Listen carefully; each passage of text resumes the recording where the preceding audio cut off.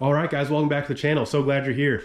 You know, I got good news to report. The V8 engine that came out of the Dakota, as well as that 5-speed transmission, they're sold, they're gone. So I finally have an open garage and plenty of space to start building this diesel swap project. So today we're going to be taking the engine off the engine stand because we have to mount the adapter plate to the block so we can get clearance for the starter, which means I'm gonna have to Dremel part of the bell housing off this transmission.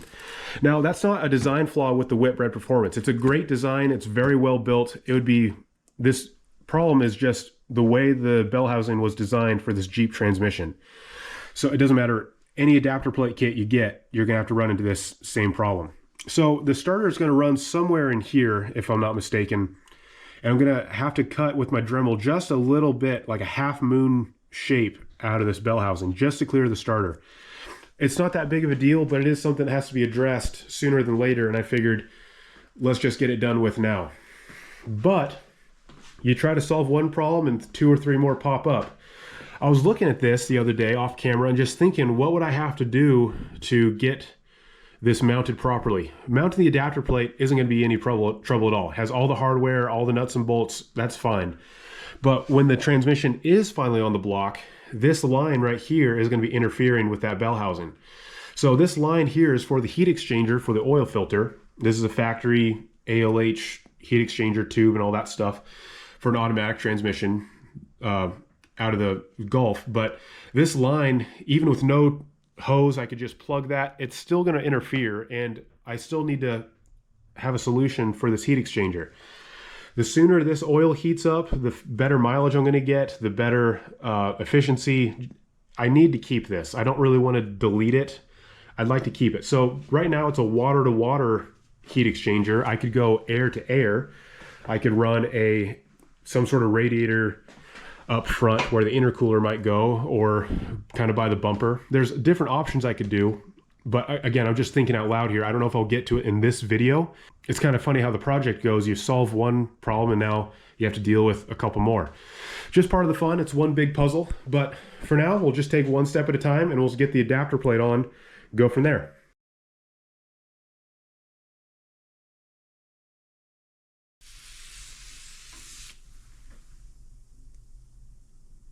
It's been a while since I've had this engine off this engine stand. Okay.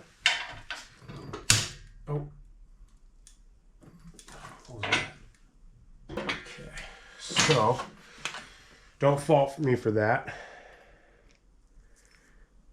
Yeah, I messed up. See some of the threads? Dang it. I messed up. Well, we're not off to a good start. So after taking a closer look at these threads, they look okay. I'll just remember to be more careful next time. I heard a slight cracking sound. I thought I was going to see one big crack coming down this oil pan, this little ear here, but thankfully it's okay. Just busted off a couple threads you saw on my glove there, but we're okay. So while I'm here, I also remembered that I bought a rear main seal. I'm going to replace this while I'm in here, and then I don't think I need this big plate. I think this whole thing can go.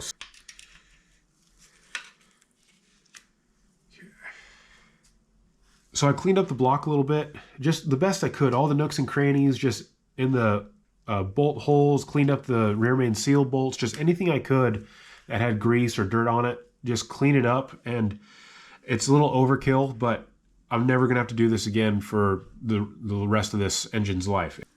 Okay, and then underneath here, just for good measure. So this should center itself and press right on.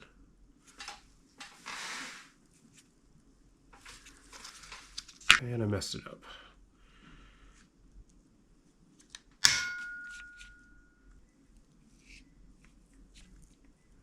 Oh gosh. All right, well, I already folded the gas. Oh, great. See how I kind of bent the gasket a little bit? I don't know if I can use this. So it's been a couple days since my last clip here, but I had to wait several days for this to come in the mail. Now, there was a couple things wrong with the first go around. It was a complete failure. I shouldn't have put RTV on the outer seal here. That was wrong. I got bad information online. Another thing was this centering cone that's supposed to pop out when you press it onto the crankshaft, this had popped out too soon, and I hadn't angled it right, and the gasket creased. It was just a complete failure. It would have been wrong of me to just go ahead and put that on. I probably would have had to deal with it later down the road when the engine's already in the truck and I'm driving down the road and I have a big pile of oil on the floor. It just was too big of a risk. Third, that was a Felpro gasket, and I haven't heard really good reviews on that Felpro gasket. So this is a better quality gasket from Molly. Better quality, and I'm just going to go with it as is. I'm not going to put any more sealant. I'm just going to press it on, and this is going to be take two. So I cleaned this whole surface up. It's completely dry. All of this is completely cleaned. Not a speck of dust on the entire block here. I'm just going to slowly put this on once again.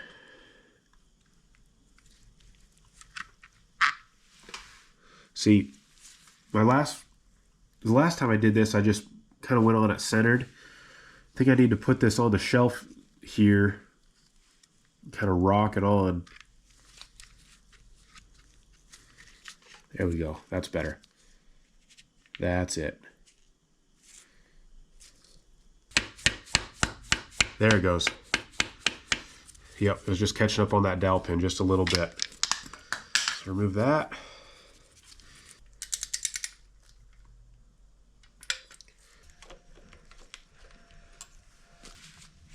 Just tap this on.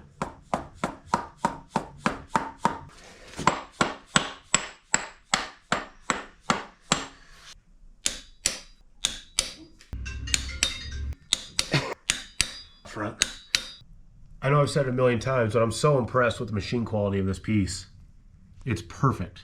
Literally perfect. So this is going to be the first half of the adapter plate. It's basically the spacer, which will give me an extra 2 inches off the firewall, which is really important. That's one of the reasons why I bought this kit.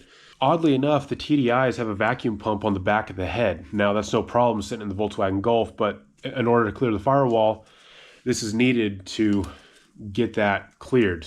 Or I guess you could take a sledgehammer to your firewall, but I opted not to do that.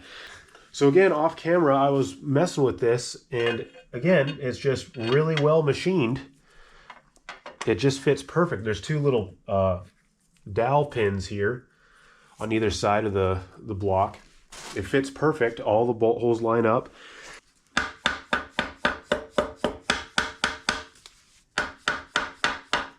So looking up the instructions on Whitbread Performance's website, for these bolts, it's just anti-seize on the threads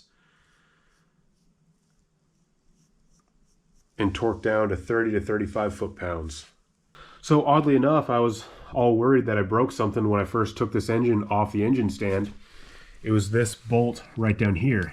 Turns out, with the adapter plate, I'm not even using it, so it's a win-win.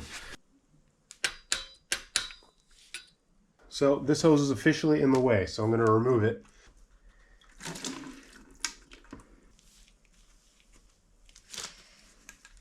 So next is obviously the second half of the adapter plate here, but I have a choice of how I want to clock it. It gives me 3 choices, 3 holes here, and I need to figure out, I like this engine standing up vertically as much as possible. So I think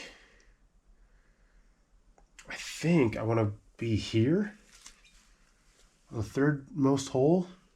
I think.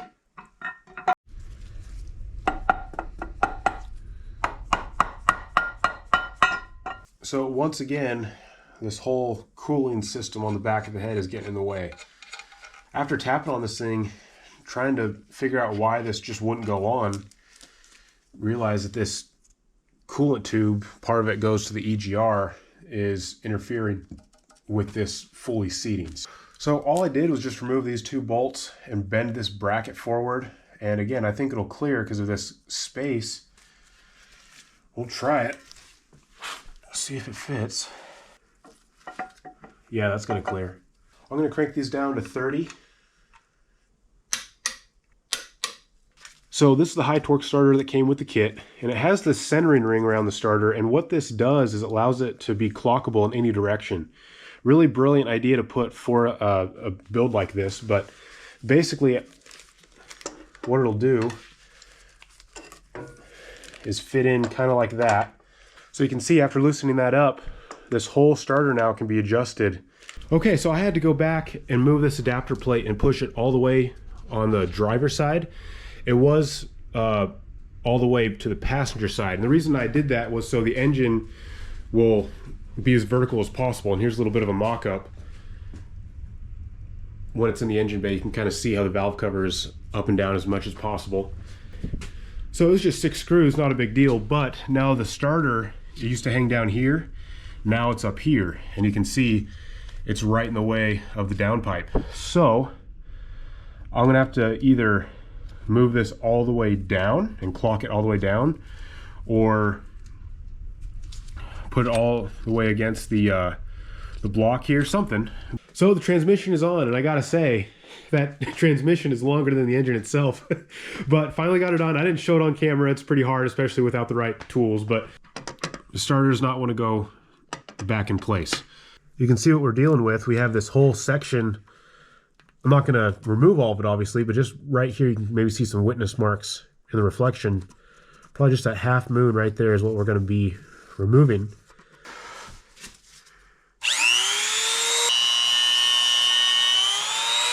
So instead of hooking up a battery to the starter to see the full engagement of this pinion gear, I just grabbed some tubing and wrapped it around the shaft of the pinion gear to kind of extend the gear all the way.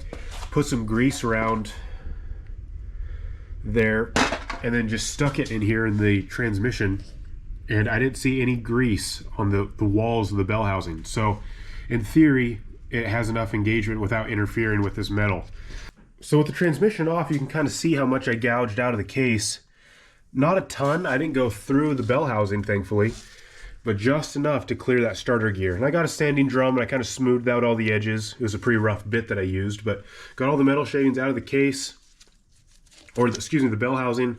I'm going to be replacing this throwout bearing eventually, so it's not perfectly clean, doesn't matter.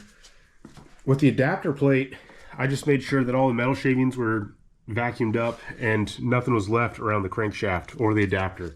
Thanks so much, guys, for taking time out of your day to watch this video. It really does mean a lot, and I hope you stick around in the future, because once all this is bolted together, the whole garage is cleaned up, the flywheel, clutch, all that stuff is taken care of, we can finally move on to engine mounts. And I have a kit over there from TD Conversions, and I'll explain later what that kit involves, but it basically has all the pieces you need to bolt to your engine and then kind of weld it and bridge it to your engine mounts that are already on the frame. Pretty cool kit. So stay tuned for that, guys. Hope to see you in the next one. Take care.